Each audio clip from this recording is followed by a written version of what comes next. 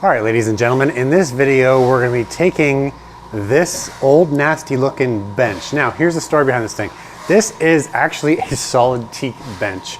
It was in my steam shower when I originally moved into my house that I'm currently in 10 years ago. We took it out of the steam shower because we don't use the steam shower. And we brought it outside to the pool deck, and it's been sitting outside for 4 or 5 years, not treated. And this is what teak looks like after being untreated for 4 or 5 years. So, the wife's done with it. She told me to throw it out, but I was like, I need to save it. We need to save the wood. So what I'm gonna do is an upcycling project, or I'm gonna at least attempt an upcycling project. I'm gonna cut this bench down into smaller pieces, run it through the planer, and see if we can expose some nice, raw, undistressed teak wood that we can put together and make a teak cutting board out of. Then maybe we can use some of our templates or something to shape it. All right, let's get started.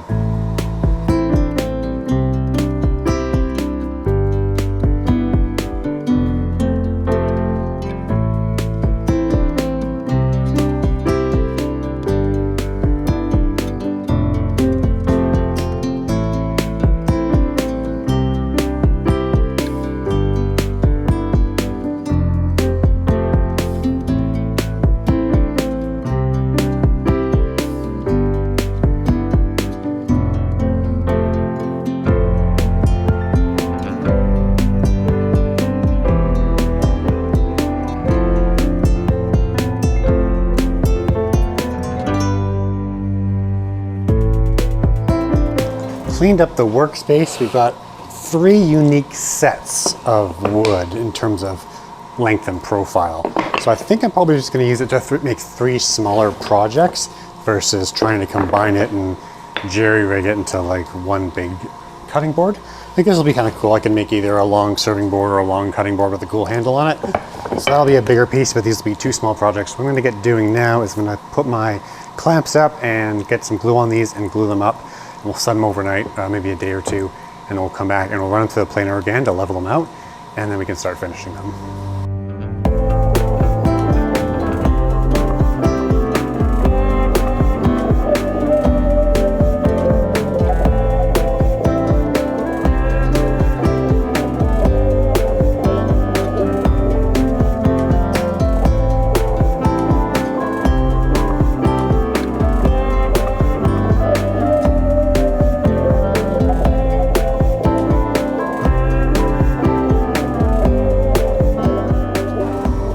So our glue has fully set up overnight, and we can take all our clamps off. Now there's one thing I want to mention, that this is teak, so it is naturally an oily wood. What was actually interesting, because I had never milled down teak before, is taking that kind of derelict bench that was kind of like rotten looking. Once you take off the first, 1/8 or 1/4 inch, you are left with raw teak wood that is actually physically oily. You can feel it on your skin. So we did a quick search on how to glue this up, because if it's got oil in it, gluing is not necessarily going to be as easy. Based on what I found, polyurethane glue or the expanding Gorilla Glue works best with that oily type of wood, but I also had some people suggest that if it's an oily wood and you recently milled it, you should be able to get away with like a Type Bond 2 or Type Bond 3, like a pro outdoor or even wood glue. So this guy, I did the Gorilla Glue, the expanding glue, which is why it looks like a mess. It kind of expands everywhere. These guys I did conventional wood glue. I'm pretty sure all of them are going to be fine just because this is freshly milled, but it might be something to take into consideration in the future if you are going to be gluing up wood that's naturally oily like this. So I'm going to go ahead and just loosen up all my clamps. We'll fast forward the video because it's kind of a boring part, and then we'll run these through the planer, and then we'll start shaping them from there.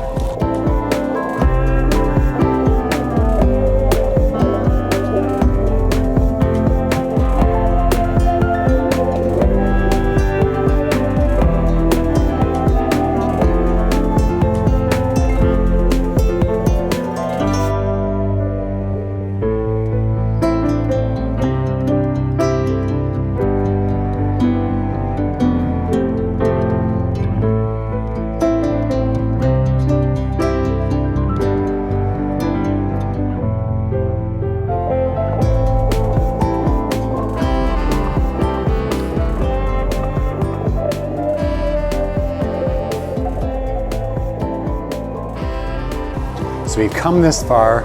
We cut down our pieces, we milled them, we glued them, and then we ran these through the planer to get these pieces nice and flat. So I'm left with 3 individual different thickness, different size panels, boards. Okay, so what I'm going to do here is I think this would be just a really cool veggie cutting board.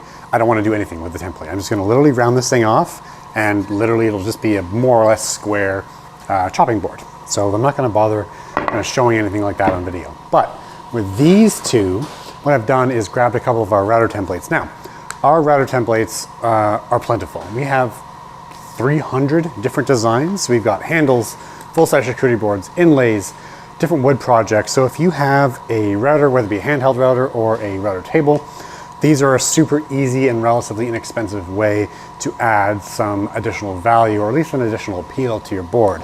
Everybody kind of expects a boring cutting board or serving board like this, but as soon as you put a handle on it, it becomes more valuable. So if you're selling them at markets, I've heard this time and time and again, putting a handle on something or giving something a cool shape or whatever it is, a cool profile, will always make it more appealing to a buyer. So keep that in mind. But what I want to do is a really quick demo of these templates. They do have the paper on the back. Okay, I just got it on there for now, but it's got a white film on the back here. So when you normally get the template, you just peel this off. And the beauty of that is that you can now align it and see what it's going to look like in kind of real time. Because it is a clear template. There's really 2 different ways you can kind of attack shaping these. You can glue this down and use a handheld router and just go bit by bit, level by level. I don't usually do it that way. I like to draw out and kind of trace out my template, rough cut it, and then come back, glue it, and then just kind of take it all off in one pass. So I'm going to line this guy up as best as I can and just trace out the parts that I want to get rid of. So I'm going to get rid of all of that and all of this. Okay. Same thing over here. Again, I've got my plastic on this sill. I'm going to line this guy up. I'm going to measure.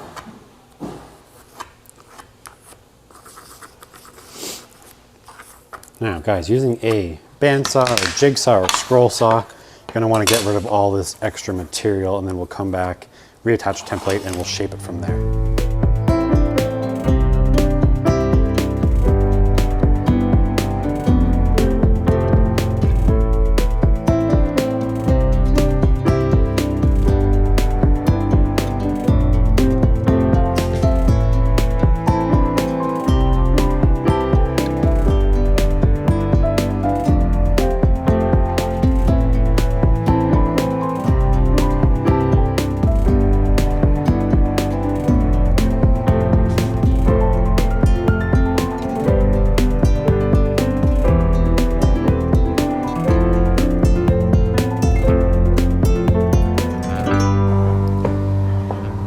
You'll see that we've roughed out these cuts. You can see that the tracing marks we put on there are still there because we don't want to get rid of the material past that point. That's what the router template's for.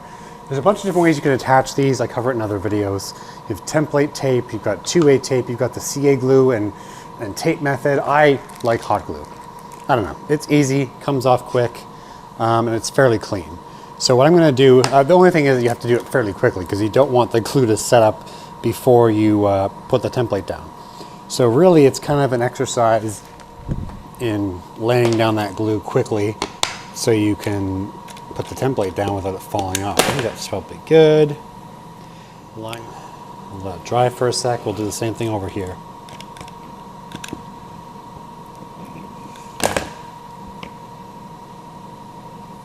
Now the key to these templates working is to use a flush trim router bit.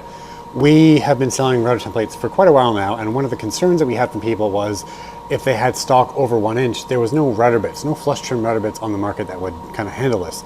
So we actually had these 3/8 inch diameter with a 1/2 inch shaft bits custom made for us. They are not cheap, but they are quite amazing. They take off a lot of material at once, and they allow you to do thick projects like this, whereas typical router bits that you'd find, well, pretty much anywhere else, even Amazon or even Amanda Tools, were always say 1 inch cutter depth. This is just over 1.5 inches. So you can actually do 1.5 inch pieces with this 3/8 inch bit. And again, it's available at craftsettlements.com. We're gonna line it up so our bearing rides against the template, and the cutter is going to take off all that extra wood.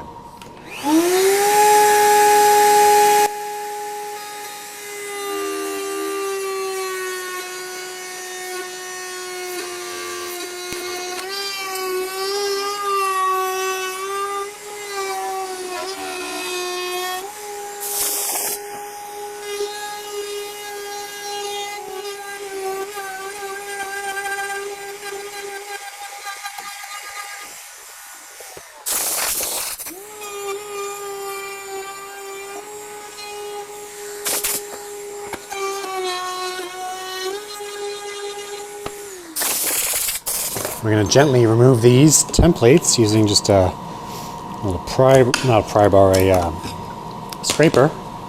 And you can get rid of that extra glue if you've got any left on your wood.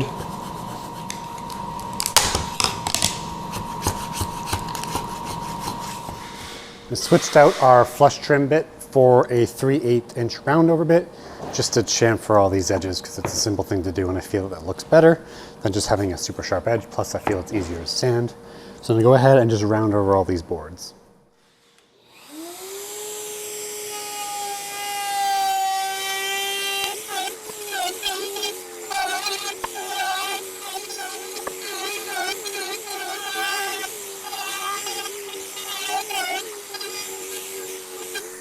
All right guys, we're in the final stretch here. We're just gonna sand these boards out and we'll oil them up and that'll literally be done. So I typically start with an 80 grit if I'm doing just wood. I will start with 120 grit if I'm doing a piece that's wood and resin. I find the 80 grit kind of scars and scratches the resin a lot, so just keep that in mind. So we're gonna do 80, 120, 180, 240. I'm not gonna go over the entire, make you watch me sand all these. We'll just do a real quick montage of sanding, but we're gonna go from 80, 120, 180, 240 or 220, sand these out, and then we can oil them up and we'll be done.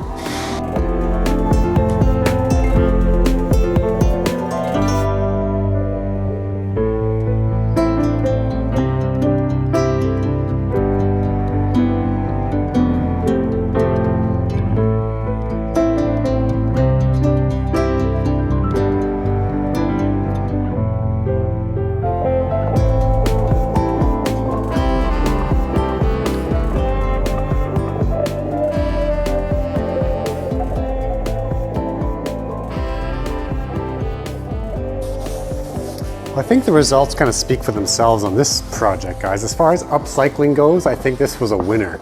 Taking that old derelict bench, let's take a quick look at what it looked like. You know, my wife was ready to throw it out. I'm like, no, I'm pretty sure it can be saved. And look what came out of it. These incredible teak cutting boards slash serving boards. And again, using our Crafted Elements templates, we made them even cooler. So, if you want to get your hands on your own Crafted Elements router templates to make things like this, craftedelements.com is where you would do that. Otherwise, I hope you found this video informative. And thanks for watching as usual. See you guys later.